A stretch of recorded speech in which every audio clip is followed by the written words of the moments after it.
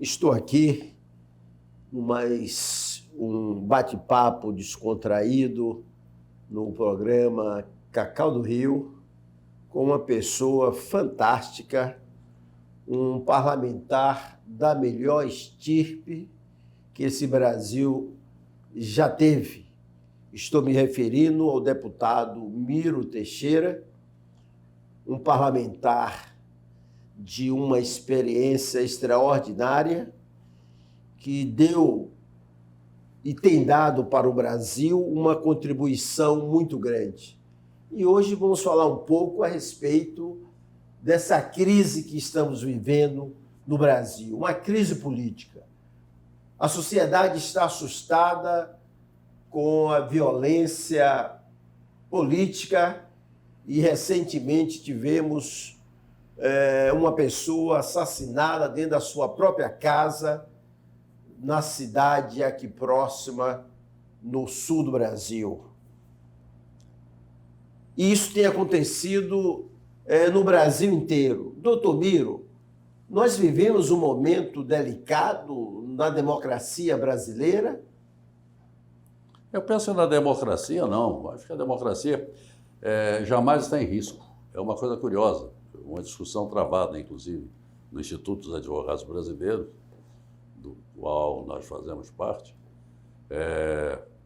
e que eu me coloquei contra a posição de alguns colegas que falam que a democracia está em risco. A democracia jamais está em risco. Ela existe ou não existe. O dia que a democracia estiver em risco, segundo o senso comum da população, ela já acabou. A Constituição já foi rasgada, pura e simplesmente. Uma coisa é um ambiente criminoso, que pode acontecer até durante a campanha eleitoral. É um ambiente criminoso. Isso não tem nada a ver com a democracia. O que eu acho é que a República no Brasil está desarranjada, está desarrumada. Os poderes estão desarrumados. Você tem um legislativo que faz orçamento secreto e agora... Que é uma grande aberração. E agora, impondo, do meu ponto de vista, inconstitucional.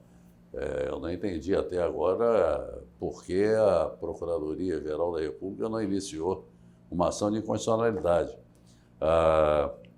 Porque o artigo 37 da Constituição impõe a transparência de todos os atos da administração pública. E o orçamento... Sim. O orçamento é a segunda mais importante lei de toda a democracia. A mais importante é a Constituição. Sem sombra de dúvida. E a segunda é o orçamento, porque ali é que está a indicação da aplicação do dinheiro público. O governo não gera dinheiro. O dinheiro vem do bolso do povo trabalhador, muitas vezes do povo desempregado. Quando faz suas compras, graças ou auxílios públicos ou auxílios privados até, quando faz suas compras, está pagando imposto.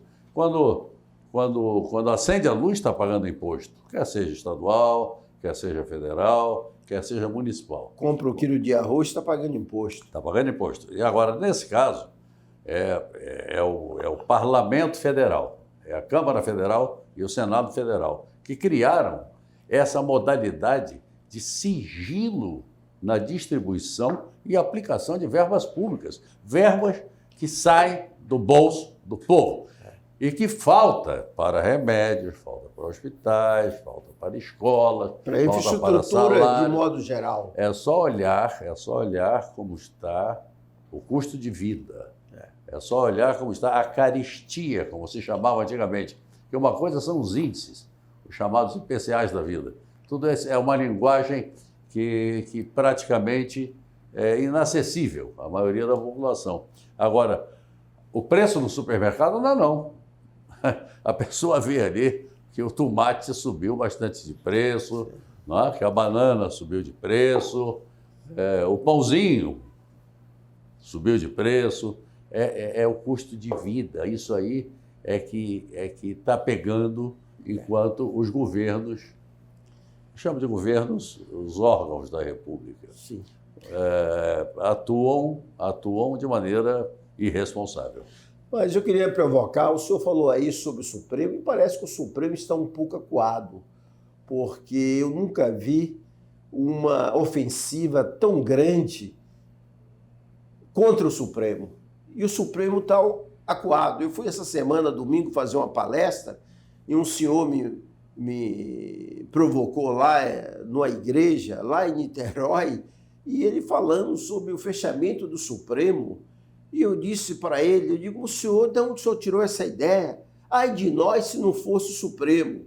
Mas me parece até que o Supremo está um pouco acuado em algumas questões.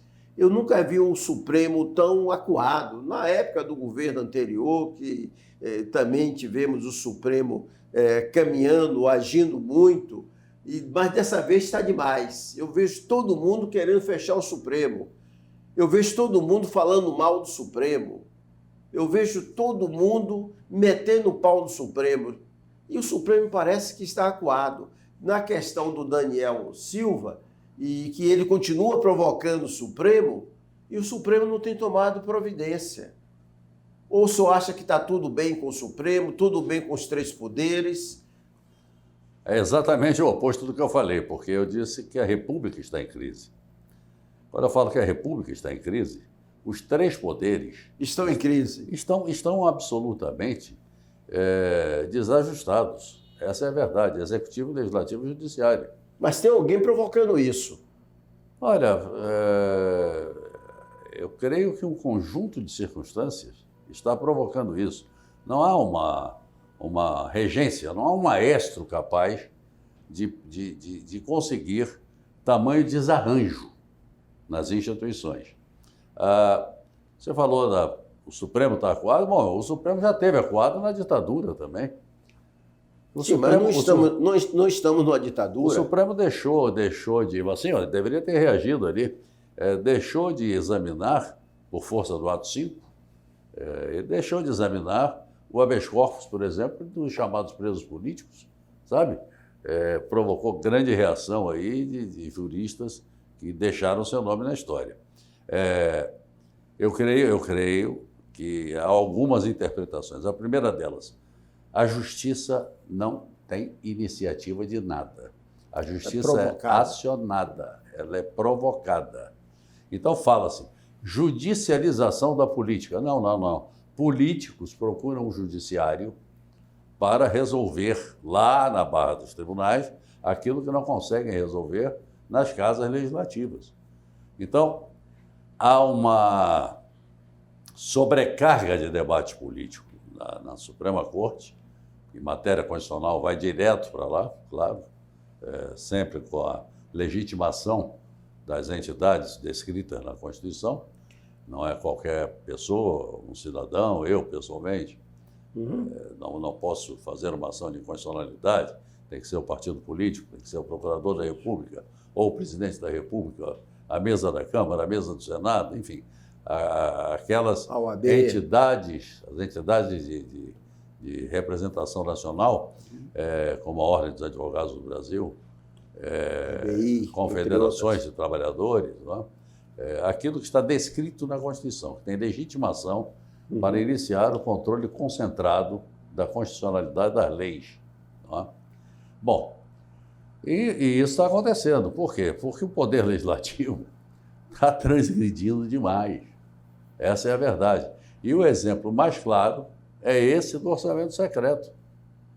Isso é inacreditável que as verbas públicas sejam distribuídas de um modo secreto. O dono do dinheiro, que é o povo, não pode saber quem é que está destinando e quanto está destinando. Agora, nós estamos falando de bilhões de reais. Bilhões.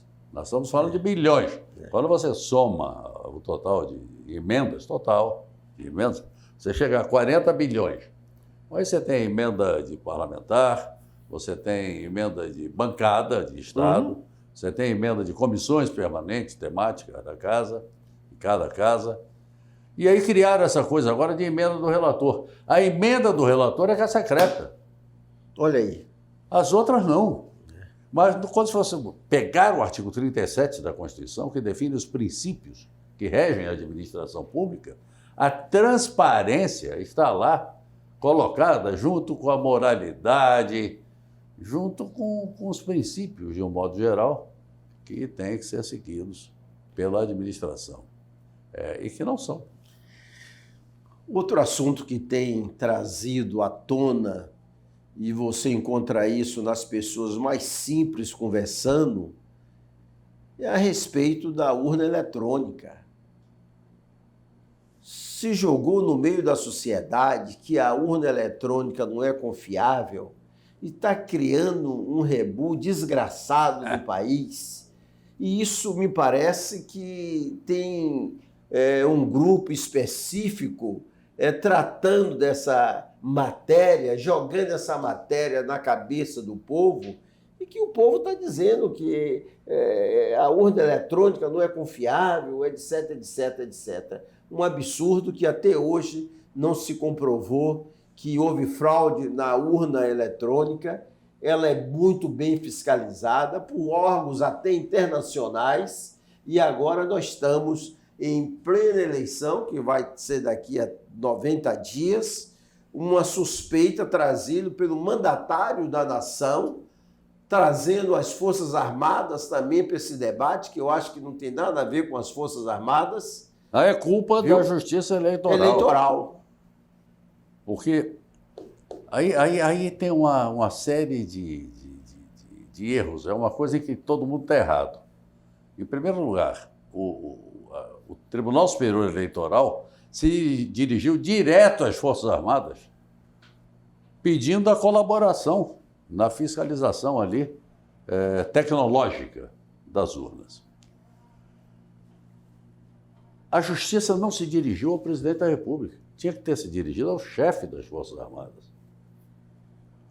Isso aí é o presidente da República. Pode ser oposição, pode não ser oposição, mas os poderes têm as suas linhas de atuação delimitadas.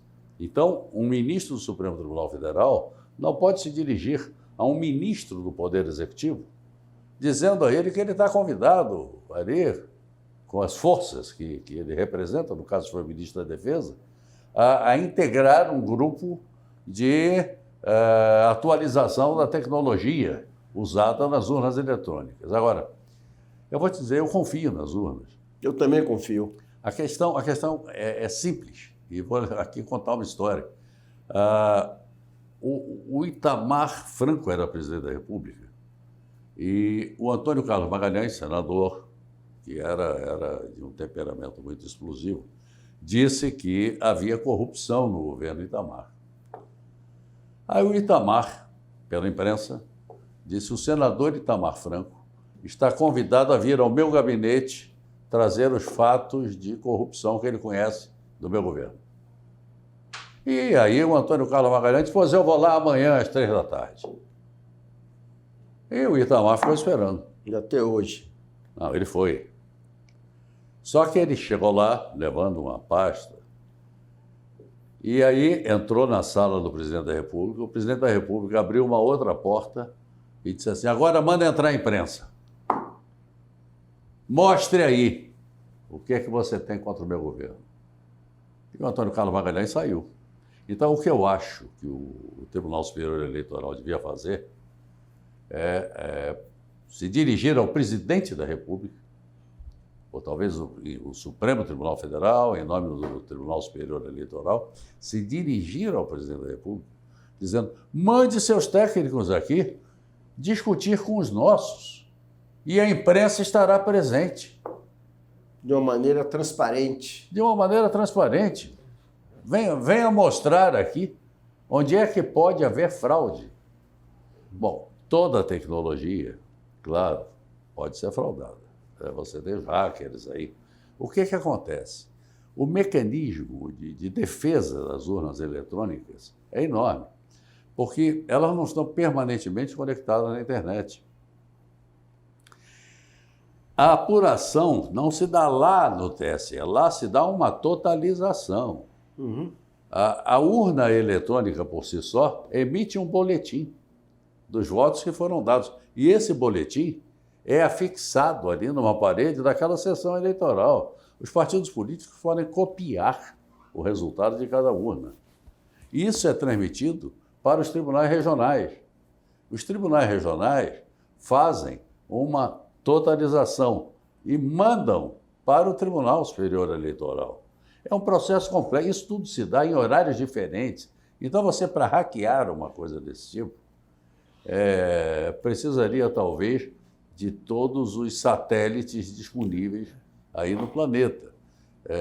Bom, é possível que hoje, com as novas tecnologias, com a inteligência artificial, se crie algo que possa, de alguma forma, ofender a reputação das urnas eletrônicas. Bom, pode. Só que ninguém mostrou até agora como é que é. Não é? Houve, e eu li isso aí, publicado até pelo escritor e jornalista Hélio Gaspari, que estavam imaginando fazer um apagão na hora da eleição. Eu também li. Apagão de energia elétrica. Aí você tem um jogo de sabotagem que pode ser voto de papel, pode ser o que for. Alguém pode jogar uma dinamite numa sessão eleitoral, ou em várias sessões, ou num tribunal regional. Ou seja, o crime pode existir com qualquer sistema de votação. Pode existir com qualquer sistema de votação. Agora, sem crime, sem que se pratique esse tipo de ação direta, sem apagar a luz, sem cortar a luz, pura e simplesmente entrar na urna eletrônica e mudar o seu resultado, ou nos computadores da Justiça Eleitoral, até hoje ninguém conseguiu. E olha que o Tribunal Superior Eleitoral bota à disposição toda a tecnologia ali aberta para todos. As universidades e partidos políticos Exatamente. podem a Polícia Federal podem indicar representantes para checar, para testar aquilo tudo ali. E isso é feito toda hora, é feito todo ano, e não há indicação. Tem uma outra coisa, de uma natureza prática. Se urna eletrônica tivesse fraude, a gente saberia. Porque eleição municipal, o vereador sabe onde vai ter voto, em que urna vai ter voto, quantos votos vai ter. Aí por esse Brasilzão todo. E nunca vi um vereador dizer, eu fui roubado na urna tal. De qualquer maneira, nós estamos vivendo um momento muito delicado da democracia. Querendo ou não, eu hoje estou muito assustado, eu tenho andado muito, e estou muito assustado com a situação hoje de violência e da violência política. Há uma agressividade muito grande hoje. As famílias estão se dividindo. As brigas dentro dos setores mais sagrados, dentro da própria igreja. Eu vejo isso, um grupo de um lado, o outro grupo de outro. Isso é muito ruim. Isso tem trazido uma instabilidade nas pessoas. Eu pergunto ao deputado Miro Teixeira, que é um deputado extremamente experiente, se em outra época ele já vislumbrou, já viu algo semelhante a isso, já conviveu com esse estado de segurança. Nós vivemos no estado de segurança. Essa eleição que está se aproximando, tudo faz crer que será uma eleição extremamente violenta. Qual a sua visão a respeito disso? Ou eu estou enganado? Eu acho que não está enganado. E tivemos momentos como esse, ali naquele final do período ditatorial, que havia dentro do próprio regime aqueles que se opunham à abertura. Então houve os atentados à Ordem dos Advogados do Brasil, à Câmara de Vereadores do Rio de Janeiro, às bancas de jornais, aos teatros. Houve bomba em teatro, não é? Então isso acontecia. Estava se enfrentando uma ditadura. E os ditadores estavam querendo até abrir o atentado do Rio Centro. Era presidente da República, o João Figueiredo. Ele disse uma frase, talvez um efeito apenas retórico, não sei, não posso ser um árbitro, eu não posso radiografar o pensamento dele. Pode ser só uma frase. Mas ele disse, essa bomba foi contra mim.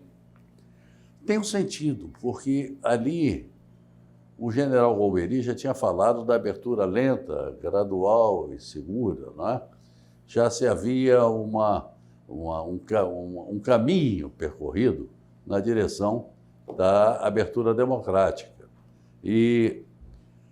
Bom, aí explode aquela bomba no Rio Centro que demonstrou que havia forças por dentro do regime que eram contra a democratização do Brasil. E é bom que se saiba, a democracia foi conquistada graças ao povo na rua. E eu tenho certeza que se alguém quiser, de alguma forma, ofender esta democracia que foi conquistada, o povo voltará às ruas. Mas eu acho que essa provocação da democracia brasileira está sendo fomentada pelo mandatário maior do Brasil, da nação. Eu acho que hoje existe um jogo, e esse jogo está sendo fomentado pelo mandatário da nação. Isso é muito ruim. Nós vivemos um momento de briga constante, de provocações constantes. O Brasil hoje não tem um projeto na área econômica, na área da infraestrutura, na área da educação. Nós tivemos o pior governo na área da educação nesses últimos, talvez, 30 anos.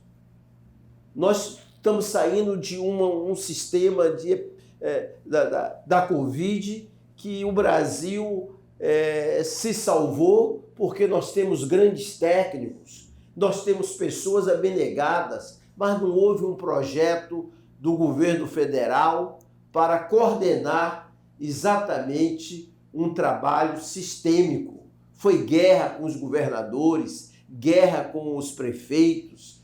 Então, me parece que está havendo, por parte do mandatário do Executivo, uma provocação permanentemente num país onde estamos com a inflação crescente, um desemprego crescente, um empobrecimento da sociedade, e nós não estamos vendo uma movimentação por parte do governo para diminuir o sofrimento dos brasileiros. Aí não há nada a acrescentar. Aí você descreveu uma realidade que está sendo vivida no Brasil. E como o governo não tem nada a exibir, ele não tem obras a exibir, ele radicaliza a discussão para ficar na mídia, para ele ficar num dos polos da disputa. Essa é a questão, isso é marketagem. E aí bate em outra questão. Aí como é que isso reflete no povo? É que em casa que falta pão, todo mundo briga e ninguém tem razão, como diz o ditado popular, não é? E está faltando pão. Quer dizer, é muito grande o número de pessoas que não tem mais alimentação garantida na sua casa, né? Tem gente que não come nem uma vez por dia. Alimentação e remédio também. Remédio começando a faltar para valer. E o que está na prateleira da farmácia está um preço também caríssimo. Que é inexplicável, caríssimo. E o Brasil com instituições como a Fiocruz, a Butantan, que poderiam estar produzindo remédio até para exportar, porque temos técnicos preparados para isso. Essas instituições que eu falei, que eu citei, são instituições de pontas, com grandes profissionais, grandes técnicos. E aqui no Rio de Janeiro, Instituto Vital Brasil. Vital Brasil. E me parece que não há um interesse governamental de apoiar essas instituições para que produzam remédios, que são remédios que seriam muito mais baratos aqui, fabricados no Brasil, do que trazer de fora para cá. Quer dizer, nós vivemos uma crise sem precedentes na história, em várias áreas. E essa área da saúde é uma área fundamental, onde as pessoas estão envelhecendo, as pessoas precisam de remédio, precisam de tratamento, e o governo não tem dispensado um projeto dessa natureza para ajudar o povo brasileiro. Então, as pessoas estão, deputado, as pessoas estão preocupadas, as pessoas estão esperando aí ter uma luz. Eu tenho conversado com muita gente e as pessoas estão preocupadas. Qual será o destino do nosso Brasil? Eu só ouço gente dizendo, eu quero ir embora, eu vou embora do Rio de Janeiro, eu vou embora do Brasil, e a juventude nem se fala. Então, por falta de projeto, a juventude está sem esperança. Mesmo as pessoas que têm seus empregos não estão conseguindo manter o padrão de vida, porque o custo de vida aumentou muito. E tudo isso passa pela política. Eu creio que nós vivemos um momento ruim, o mundo vive um momento ruim também. Mas, é a velha história, todos os barcos estão no mesmo lago. Se as águas do lago baixam, o barquinho vai baixar também. Quando a água sobe, o barquinho sobe. Então você teve momentos na história do Brasil recente, aí, governos passados, em que o mundo estava vivendo com fartura, não é? E o Brasil se aproveitou disso, mas não tinha projeto também de desenvolvimento. Exatamente. E não se investiu o que tinha que se investir em educação. E recentemente, na pandemia, só não houve mais vítima graças à dedicação do pessoal da saúde, enfermeiras, enfermeiros, o pessoal de apoio, o pessoal que dobrava ali na cabeceira. Você viu agora esse médico que dopava ali, que loucura. As pacientes, estuprava. A sociedade está doente. Não é? E quem é que gravou e conseguiu o flagrante desse médico que foi preso estuprando ali uma paciente? Foram enfermeiras e enfermeiros. Então é preciso mostrar que há no funcionalismo brasileiro essas categorias de pessoas que tentam salvar o país, tentam salvar a honra de todos, tentam suprir a necessidade, e em muitos casos supre. Você vê o que o Brasil exibiu agora com as vacinações, foi espetacular. Quer dizer, era um trabalho contínuo ali, ninguém ficou sem vacina a partir de um certo momento. Houve a resistência do presidente da República primeiro, depois ele teve que ceder, porque a ciência falou mais alto. E quem é que estava lá em todos os postos, manhã, tarde, noite, madrugada, com chuva, com sol? Era o pessoal da área de saúde, eram as enfermeiras, enfermeiros lá, e que são heróis da pátria, a Igor. São heróis da pátria. Como tantos outros, os garis, recolhendo o lixo, muitas vezes contaminado nas ruas. Você imagina o que aconteceria com as cidades se não houvesse esse recolhimento. Quer dizer, as pestes que seriam novamente vividas aí pela população. Então, as categorias de trabalhadores que por si sós estão salvando o Brasil, porque os poderes da República estão dificultando a vida do povo, estão explorando o povo, a verdade é essa, e eu vou repetir, é vergonhoso existir um orçamento secreto. É absolutamente vergonhoso, quando falta dinheiro para gerar empregos e vaga nas escolas e salário para aqueles que merecem. Tádio, estamos chegando ao fim do nosso bate-papo e no decorrer aqui, apesar de ter falado sobre tantas tragédias, eu vejo que o deputado é um homem esperançoso com o Brasil. Queria que o senhor falasse um pouco sobre essa sua esperança por um Brasil melhor para os brasileiros. É que a luta não acaba. A questão é simples. Quando você está num padrão de grande dificuldade, é que você tem que se aplicar mais e conseguir as soluções. Eu te asseguro, não haverá orçamento secreto no próximo mandato. Não haverá. Assim como eu sozinho impedi a votação da anistia para o caixa 2 de campanha eleitoral, que estavam querendo que deixasse de ser crime, eu lhe asseguro que não passará a lei que vai determinar que o outro orçamento tenha essas emendas secretas de relator.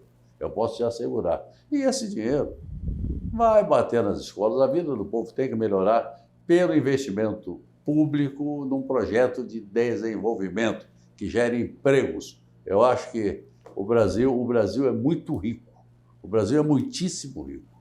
Quando você olha o que se passa nas regiões mais remotas até, da Amazônia, do Pantanal, você vê que o Brasil tem uma riqueza incomparável.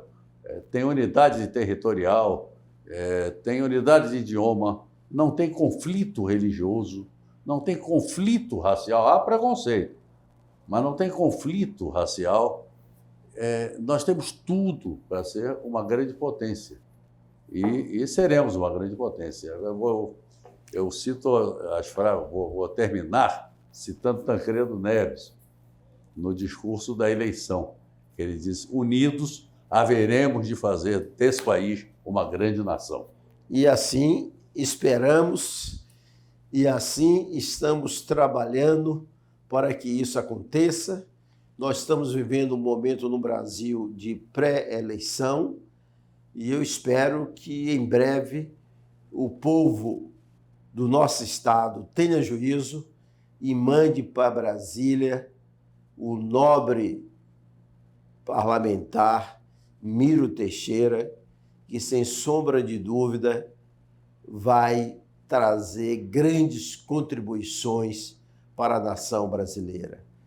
E você que está aí participando conosco, eu quero pedir que você possa compartilhar com seus amigos o @Cacau de Brito Oficial, Cacau de Brito Oficial, para que todos possam assistir esse bate-papo com um dos parlamentares mais preparados que esse Brasil já teve nos últimos 50 anos. Aproveito para pedir a vocês que sigam o nosso amigo Miro Teixeira nas redes sociais.